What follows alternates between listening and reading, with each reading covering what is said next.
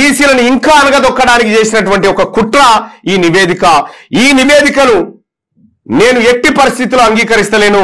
ఇది బీసీల భవిష్యత్తును సమాధి చేయడం కోసం తయారు చేసిన నివేదికగా భావిస్తూ ఈ నివేదికను నేను చెప్పిన ఉత్సబోసి తగలబెట్టండి, నేను చెప్పిన ఉత్సబోస్తే తగలబడదు కాబట్టి ఈ నివేదికను తగలబెట్టి పారేస్తా ఉన్నాం.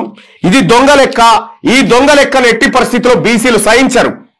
ఇలా ఓటర్ల జనాభా, ఓటర్ లిస్టుకు ఇక్కడ ఉన్నటువంటి ప్రస్తుతం పిల్లలు చదువుతున్న దానికి ఎంత చూసినా 4,20,00,000 ఉండాల్సినటువంటి జనాభా లెక్కల్లో 40 లక్షల మంది బీసీలను కనుమరుగు చేసి ఇలా బీసీల జీవితాలతోటి, బీసీల భవిష్యత్తు ఆటలాడుకుంటూ బీసీలను అవమానపరిచినటువంటి ఈ ప్రభుత్వం చర్య ఏదైతే ఉందో దీన్ని తీవ్రంగా ఖండిస్తా ఉన్నా. ఈ నివేదిక దొంగ లెక్క. ఇది రాష్ట్ర ప్రభుత్వం అసెంబ్లీలో తర్వాత మండలిలో చెప్పినటువంటి లెక్క ఏదైతే ఉందో ఇది దొంగ లెక్క. బీసీ ప్రజలారా అర్థమైపోయింది, వీళ్ళు మనకు న్యాయం చేయడానికి కానీ లేకపోతే మనకు రిజర్వేషన్లు ఇవ్వడానికి కానీ మన లెక్కలు తీయడానికి వీళ్ళకి ఇష్టం లేదు. ఇవన్నీ దొంగ లెక్కలు. ఈ లెక్కలకు సంబంధించి నేను నిరసన వ్యక్తం చేస్తా ఉన్నా. ఈ రాష్ట్ర ప్రభుత్వం తప్పుదోవ పట్టించింది బీసీ ప్రజానికానికి.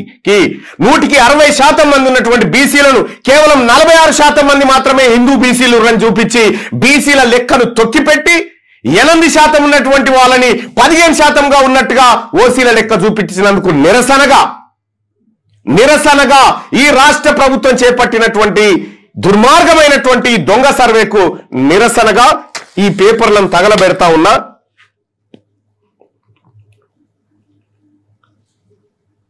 ఇది బీసీ ప్రజలను మోసం చేసినటువంటి నివేదిక ఏదైతే ఉందో ఈ చట్టసభలో ప్రవేశపెట్టినటువంటి నివేదిక, దీన్ని తగలబెడతా ఉన్నాం ఇవాళ. ఇది దొంగ లెక్క. ఈ లెక్కల ద్వారా బీసీల అస్తిత్వం పోతా ఉంది. అందుకోసమే ప్రజలారా ఈ లెక్కని ఎట్టి పరిస్థితిలో మేము అంగీకరించాం. ఇది దొంగ లెక్క.